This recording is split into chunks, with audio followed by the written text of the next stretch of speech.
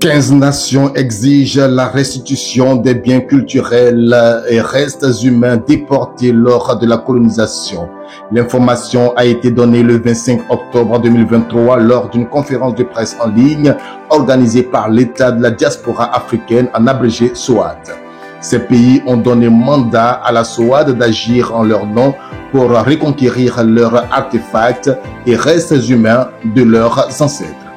Ce sont des nations africaines en collaboration avec les nations autochtones d'Amérique du Nord, travaillant avec la SOAD et la Commission internationale pour le patrimoine et la culture. Ils ont également présenté leur demande de reconquête de leur territoire autochtone et de leur terre natale.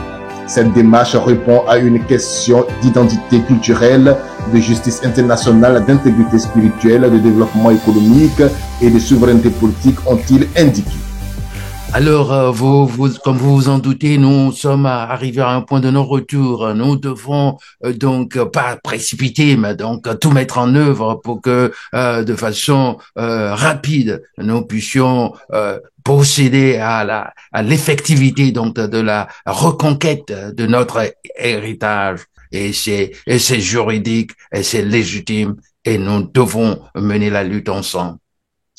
Et pour dire plus court, ces œuvres qui se trouvent dans les musées des pays riches ne sont pas nos matières premières, mais des produits finis de nos ancêtres. Comme l'a si bien dit le président Mobutu Sese Seko Ngbenou Wazabanga, ancien président des Zaïre, dans son allocution à la 28e Assemblée générale des Nations unies le 4 octobre 1973. Alors, ces œuvres parlent de l'histoire du Bénin, de son idéologie, de ses mœurs, bref, de ses us et coutumes.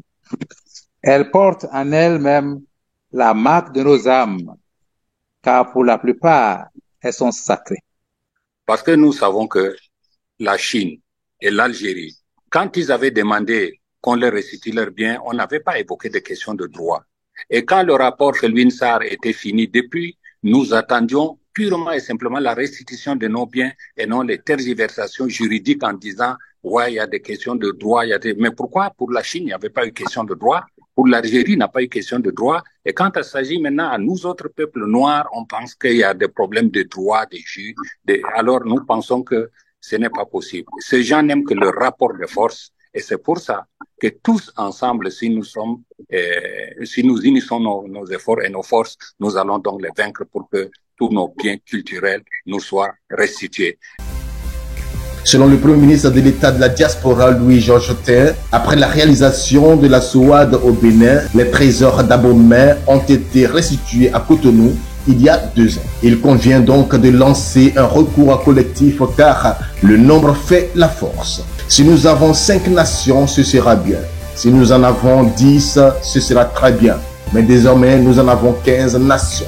Les pays occidentaux qui pensent que la restitution est difficile comprendront bientôt qu'il est encore plus difficile de ne pas restituer, a ajouté le Premier ministre. Ce sera d'abord une class action, j'ai envie de dire diplomatique. Nous allons envoyer une lettre, nous donnons 2 mois au pays pour nous répondre, et si d'ici 2 mois, ils n'ont pas apporté une réponse suffisante ou pas apporté de réponse du tout, la class action diplomatique deviendra une class action judiciaire. Eh bien, c'est ce que nous avions fait pour le Bénin. Nous avions d'abord commencé par une action diplomatique, et puis comme ça ne marchait pas, nous sommes allés au tribunal, et c'est là que M. Macron nous a dit non, c'est pas la peine d'aller au tribunal. Il a dit on va régler tout cela à l'amiable, et c'est ainsi que ça s'est passé pour le Bénin. Et comme à l'époque il n'y avait qu'un pays, et nous avons réussi, maintenant qu'il y a 15 nations et que nous sommes beaucoup plus forts, je ne peux pas imaginer que nous soyons moins forts quand nous sommes plus nombreux.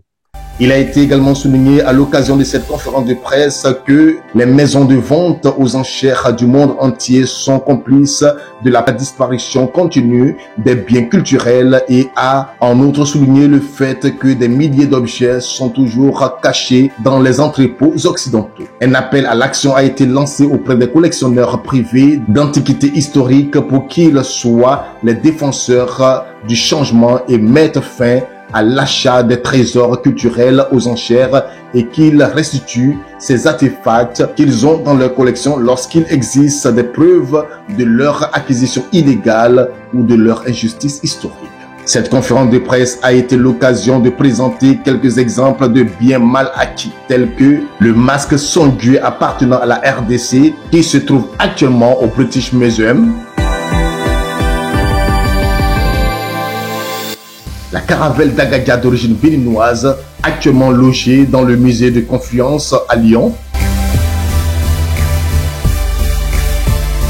ou encore le crâne du roi Toera de Madagascar. Le roi Toera a été décapité en 1897 pour avoir résisté à l'invasion de son royaume par les armées françaises. Celle-ci était conduite par le général Gallieni, un nom bien connu en Côte d'Ivoire lorsqu'on pense qu'un camp militaire porte son nom à Abidjan. Un homme qui a fait massacrer à cette occasion à Madagascar plusieurs milliers de personnes. Aujourd'hui encore, les descendants du roi, représentés par son excellence Dioé Kamami, se battent pour le retour des restes humains de leurs ancêtres. Le crâne du roi se trouve au Muséum d'histoire naturelle en France. Quand la famille que je représente, quand la famille m'a aidé de faire tous les agencements vis-à-vis la Musée de l'Homme, on a décidé, le musée nous a proposé de faire l'attestat d'ADN par rapport à ce crâne.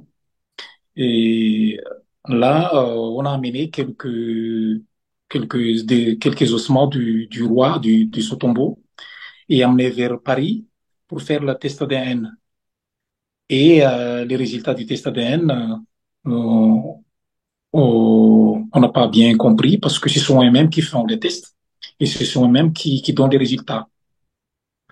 Et ils ont dit par rapport à la test ADN que la quantité d'ADN des ossements de Madagascar était trop faible, alors il est difficile de faire la comparaison. Mais quand même, vu par rapport à son histoire, on a bien prouvé que les crânes sont celui du roi. Plusieurs objets culturels ivoiriens sont à l'instar des autres pays détenus en Europe. On peut citer entre autres le Guigui Ayokwe, le tambour ébrié, annoncé pour être restitué cette année 2023. Mais à 2 mois de la fin de l'année 2023, aucune information de ce retour. Et pourtant, les autorités ivoiriennes ne sont pas partie prenante de cette initiative de la SOAD.